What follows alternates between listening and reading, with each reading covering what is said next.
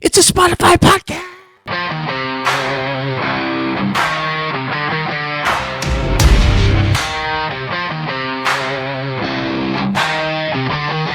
Hi, everyone. Welcome to another episode of Loopwired Daily on Resilience Radio. Today we're talking about Theodore Roosevelt. The day the light went out. The light has gone out of my life. 7 words. That was all Theodore Roosevelt could write. No speech, no explanation, no attempt to sound brave. Just 7 words scratched into a journal page on February 14th, 1884, Valentine's Day. The light has gone out of my life today. Theodore Roosevelt is remembered as one of the most influential presidents in American history. His face is carved into Mount Rushmore. His name is associated with strength, courage, leadership, the Rough Rider, the adventurer, the man in the arena. History remembers his legend, but that's not the story most people know. What history rarely talks about is the day Theodore Roosevelt became a widower. The day he became a grieving son. The day he thought his life was over. Because long before he became president of the United States, he was simply a young husband in love. 25 years old, a new father, a son, a man standing on the edge of what seemed like a bright future. And then, in a matter of hours, that future disappeared. It started with a telegram. Short, urgent, no details, no explanation, just a message telling him to come home immediately. Anyone who has ever received a late night phone call knows that feeling. The moment your stomach drops before your mind understands why. The moment your imagination begins racing ahead of reality. Questions arrive before answers. Who is hurt? How bad is it? Can it be fixed? Is it too late? Roosevelt boarded a train and began the journey home. Outside the window, winter rolled past in shades of gray. Snow-covered fields, dark trees, small towns. Disappearing into the distance, inside the train car, there was nothing to do except think.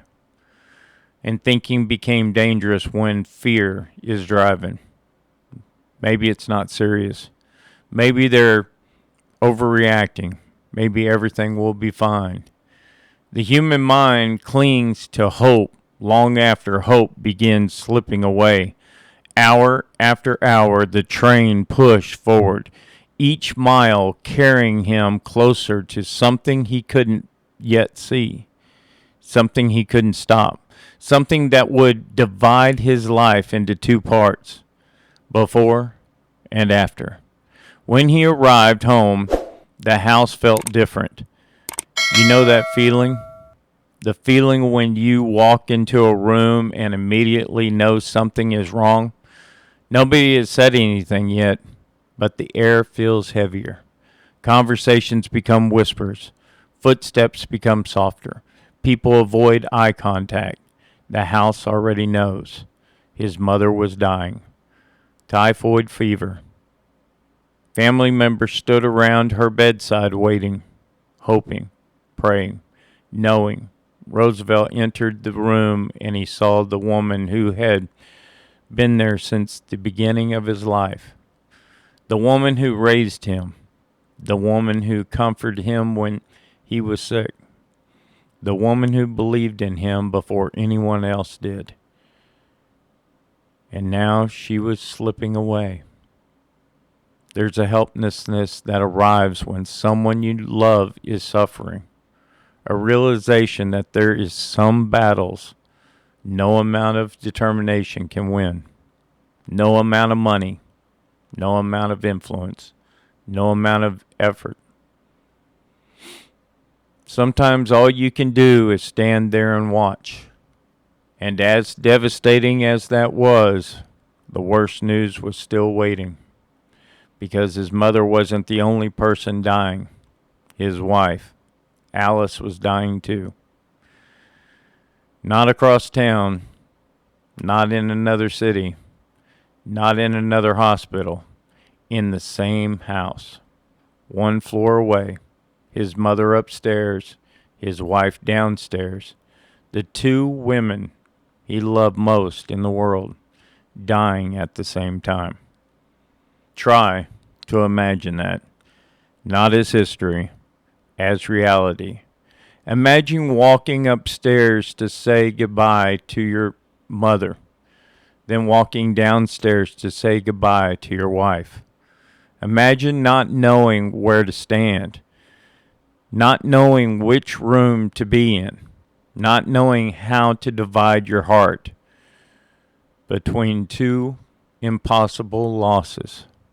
Some pain is too large for language. This was one of those moments. That afternoon, Theodore Roosevelt's mother died. Hours later, his wife died too. The same day, the same house, Valentine's Day. 25 years old, a new father, a grieving son, a widower, and in the span of a few hours, everything he thought he knew about his future vanished. Gone. The plans, gone. The certainty, gone.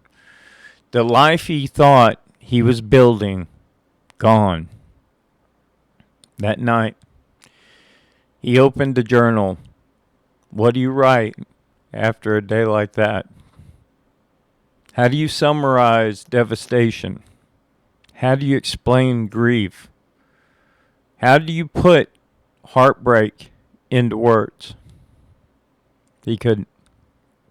So he drew a large X across the page, and underneath it, he wrote 7 words. The light has gone out of my life. And maybe you've had a day like that.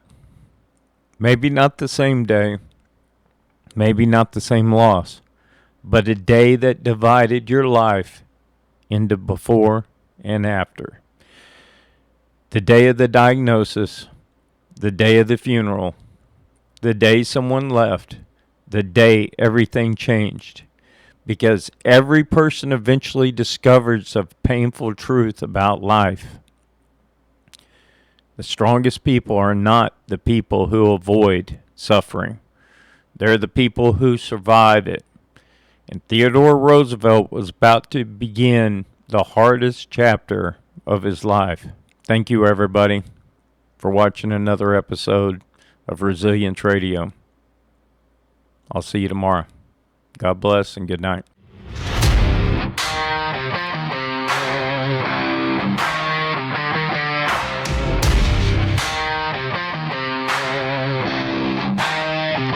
You pushed me down, thought I'd stay on the ground, counting me out like the numbers didn't matter.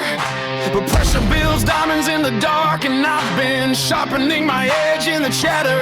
Every scar turned into strategy, every setback fueled my clarity. I took the hits, learned the game, turned my losses into flame. Now I'm coming back strong, and you'll remember my name.